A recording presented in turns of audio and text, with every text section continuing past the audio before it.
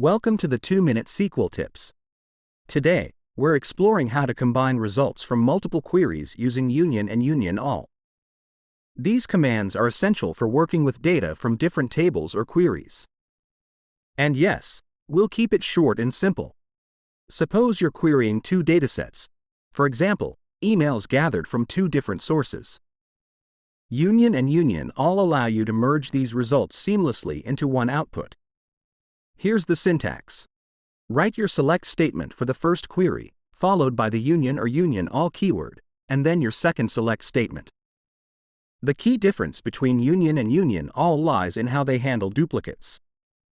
Union removes duplicate rows from the combined results, while union all retains every row, even if duplicates exist across queries. Here's an example. If we're combining emails from newsletter signups with emails from trial signups, union gives us a unique list, removing duplicate entries like mary_lamb@gmail.com and happy_me@yahoo.com. On the other hand, union all includes every row, showing both original entries from each table.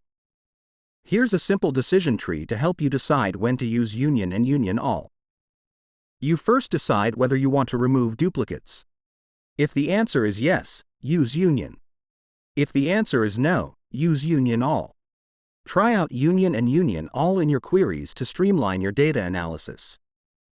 And remember, the choice depends on how you want to handle duplicates. Thanks for watching. If you found this helpful, give it a thumbs up and subscribe for more 2-minute SQL tips. See you next time.